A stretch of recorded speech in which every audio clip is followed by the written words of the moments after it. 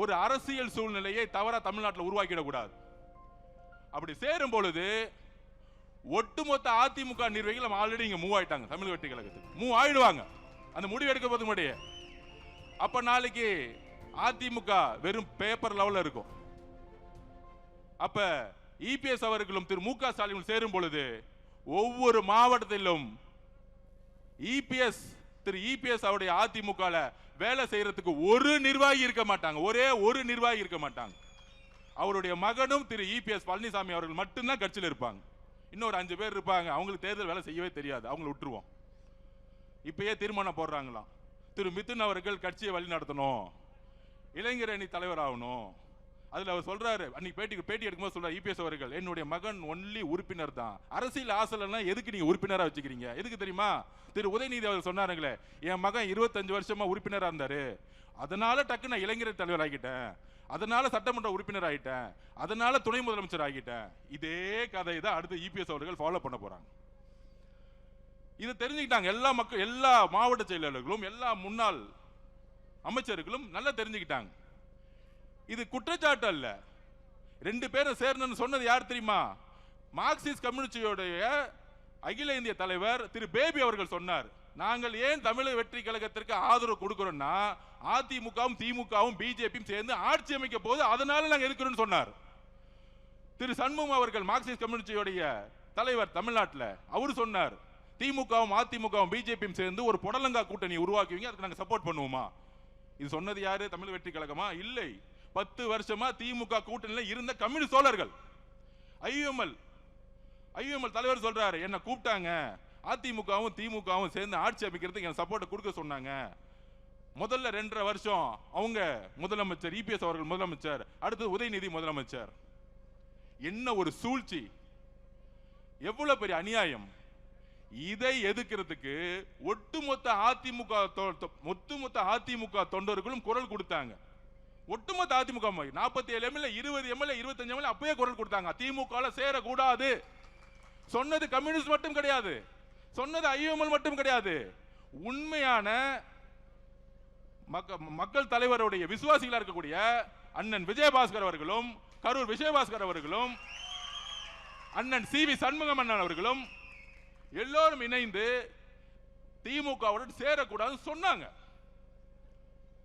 ஆனால் அவங்க பதவி விட்டு நீக்கிறதுக்கு எப்படி அண்ணன் செங்கோட்டை அண்ணன் பதவிக்கு நீக்கணும்னு நினைச்சாரோ, கடைசியில் அவங்க 2 பேரும் அப்பாவும் மகனும் மட்டும்தான் இருக்க போறாங்க. இங்க ஒரு அப்பா மகன், அங்க ஒரு அப்பா மகன், 2 பேர் 4 பேர் முடிச்சிடலாம். தலைவர் சொன்ன மாதிரி சட்டமன்றத்தில் 4 பேர் முடிஞ்சிருவாங்க. அப்ப இயற்கையாகவே குரல் கொடுத்தது, உள்ள இருந்துட்டு அதிமுக குரல் கொடுத்தது ஒரு 20-25 எம்எல்ஏ. அக்கா வந்திருக்காங்களே மதுராந்தகத்தோட எம்எல்ஏ, ஒரு 4 பேர் ரிசைட் பண்ணாங்க, எல்லாரும் சேர்ந்து குரல் கொடுத்தாங்க. அந்த குரல் கொடுத்ததுடைய வெளிப்பாடு அப்பையும் அதிமுக பொதுச்சாளருடைய காதுல உழுவல. அதனாலதான் ரிசைன் பண்ணி தமிழக வெற்றி கழகத்தில் சேர்ந்தாங்க தைரியமா. 10 நாள் அவர் எம்எல்ஏ ரிசைன் பண்ணா அதுக்கு ஒரு தைரியம் வேணும். அந்த தைரியம் எங்கிருந்து வந்துச்சுன்னா, புரட்சி தலைவி அம்மா கிட்ட நான் வளர்ந்தேன், எனக்கு பேர் வச்சதே புரட்சி தலைவர் தான், அம்மா புரட்சி தலைவர் தான் எனக்கு பேர் வச்சாங்க. மதுராங்கத்தோட எம்எல்ஏ நம்ம சகோதரி சொன்னாங்களே, புரட்சி தலைவர் தான் எனக்கு பேர் வச்சாங்க. எப்படி நான் திமுகவோட சேரும் போது நான் எப்படி அந்த கட்சியில் இருப்பேன்? தைரியமா கையை ரிசைன் பண்ணிட்டு வந்தாங்க. ஆனா நம்மள பார்த்து சொல்றாங்க குதிரை பேர் நடத்துறேன்னு. குதிரை பேர் நடத்துறது யாரு? எனக்கு கரூர் ரொம்ப முக்கியமான ஊர்.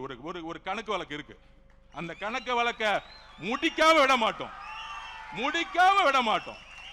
இதே மண்டலத்தில் சொன்னோம், எங்க தலைவரை கை வச்சீங்கல்ல கரூர்ல, எங்க மக்களை கை வச்சீங்கல்ல ஸ்டாலின் அவர்களே, திரு உதயநிதி அவருடைய வாழ்க்கைக்காக எங்களுடைய மக்களை காவல்துறை மூலமா கொன்று கூச்சீங்களா, அதற்கான பதில் ஒரு நேரத்தில் நடக்கும். சட்டம் தன்னுடைய கடமையை செய்யும். அப்ப கரூர்ல எந்த மாதிரி சூழ்ச்சியை உருவாக்கினார், அது கண்பட பார்த்தவர் நம்மளுடைய அண்ணன் விஜயபாஸ்கர் அண்ணன். எல்லா உண்மைகளும் வரும். இதை மறைக்கிறதுக்காக தான் இப்ப இந்த 10 நாளா தமிழக வெற்றி கழகத்தில் எம்எல்ஏவை விலை கொடுத்து வாங்குறதுக்கு 50 கோடி ஆஃபரா. போன் அடிச்ச உடனே போலீஸ்க்கு இன்ஃபார்ம் பண்ணிட்டார் நம்ம எம்எல்ஏ. திராவிட முன்னேற்ற கழகத்தின் திரு மு க ஸ்டாலின் அவர்களே, எங்களுடைய ஒரே ஒரு வேட்பாளரை நீங்க விலை கொடுத்து வாங்க முடியல, அதை ஞாபகம் வச்சுக்கோங்க. ஒரு வேட்பாளரை 234 233 பேர் தாக்கல் பண்ணி நின்னாங்க எலெக்ஷன்ல. உங்களுக்கு காசு கொடுத்து வேலை செய்யறதுக்கு, காசு இல்லாம வேலை செய்யறதுக்கு இன்னும் திமுக ஒன்னும் தெரியல. இங்க இருக்கக்கூடிய அதிமுக தொண்டர்கள் ஒருத்தரும் காசுக்காக இங்க வரல. புரட்சி தலைவர் அம்மாக்காகவும் புரட்சி தலைவர் புரட்சி தலைவர் எம்ஜிஆர் உட்கார்ந்துட்டு இருக்காங்க.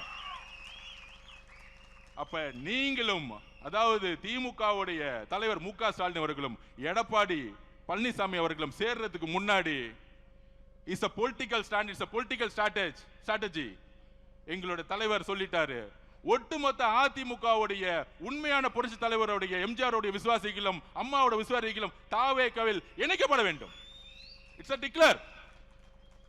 இது ஒரு தலைமைக்கான நம்பிக்கை, ஒரு தலைவருக்கான நம்பிக்கை, தன்னுடைய எதிர்காலத்துக்கான நம்பிக்கை தமிழக வெற்றி கழகம் என்பதை அதிமுகவுடைய கிளை, ஒன்றியம், மாவட்டம், நகரம், எம்எல்ஏ, முன்னாள் அமைச்சர்கள் எல்லோரும் ஒன்றிணைந்து இன்னைக்கு வர ஆரம்பிச்சிட்டாங்க.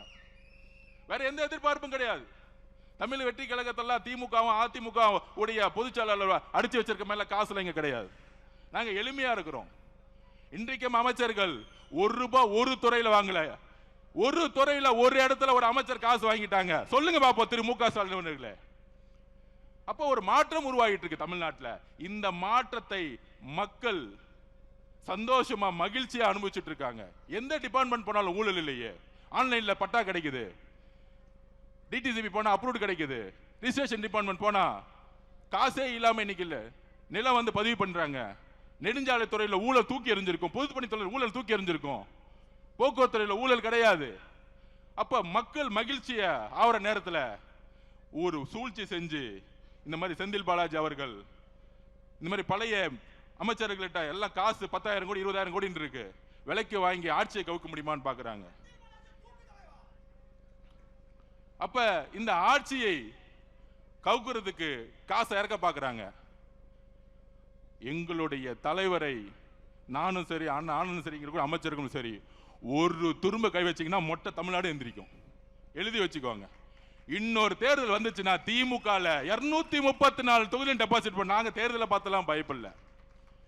ஆட்சியை ஸ்டெபிலிட்டி பண்றதுக்கும் ஸ்ட்ரென்தன் கொடுக்கிறதுக்கும் எல்லா இடத்திலும் எங்களுடைய பொலிட்டிக்கல் ஸ்ட்ராட்டஜி இருக்கும். இதுதான் எங்களுடைய பொலிட்டிக்கல் ஸ்ட்ராட்டஜி. திமுகவும் அதிமுகவும் பிஜேபியும் சேர்ந்து டிக்ளேர் பண்றதுக்கு முன்னாடி அதிமுகவுடைய ஒட்டுமொத்த நிர்வாகிகளும் ஒட்டுமொத்தமாக இணைவார்கள். இதுதான் பொலிட்டிக்கல் ஸ்ட்ராட்டஜி. எல்லோரும் இயற்கையா இணைய போறாங்க. அப்ப கரூருங்கிறது எங்களுடைய 41 குடும்பத்துக்கான எங்க தலைவர் கரூர் வரும் பொழுது, கூடிய சீக்கிரத்தில் கரூர் வரும் பொழுது எங்க தலைவருக்கு என்ன பண்ணணும்னு தெரியும் எங்களோட உறவுகளுக்கு. அப்ப இது வரைக்கும் அண்ணன் விஜயபாஸ்கர் கரூர் விஜயபாஸ்கர் கேட்டுக்கிறேன், அண்ணன் இந்த கரூர் மக்களை பணத்தாலையும் ரவுடிசத்தாலும் பிடிச்சி வச்சிருக்காங்க. எங்களுடைய மாவட்ட செயலர் இங்க மதி இருக்கிறார். இந்த சூழ்ச்சி வளையத்துல செந்தில் பாலாஜி வேணுக்குன்னு எஃப்ஐஆர் போட்டு ஜெயில தள்ளினார் எங்களுடைய மதிய. மிகப்பெரிய தியாகம். தமிழக வெற்றி கழகம் ஈஸியாலாம் ஜெயிக்கல. கரூர் சூழ்ச்சியை உருவாக்குனாங்க, திட்டம் போட்டு உருவாக்குனாங்க, திட்டம் போட்டு ஸ்டாம்பேட் ஆகணும் உருவாக்குனாங்க கரூர் காவல்துறை வச்சு. கடைசி 15 நாள்ல ஏன் எங்களுடைய தலைவர் எல்லா ஊருக்கும் போலன்னு தெரியுமா? உங்களுக்கு உண்மையை சொல்றேன். எந்த இடத்துல காவல்துறை சப்போர்ட் இருக்கோ அங்க மட்டும்தான் பிரச்சாரம் போக முடிஞ்சிச்சு. திருப்பூர்ல போகும்போது காவல்துறை சப்போர்ட் இல்ல, திடீர்னு எல்லாரும் கிளம்பிட்டாங்க.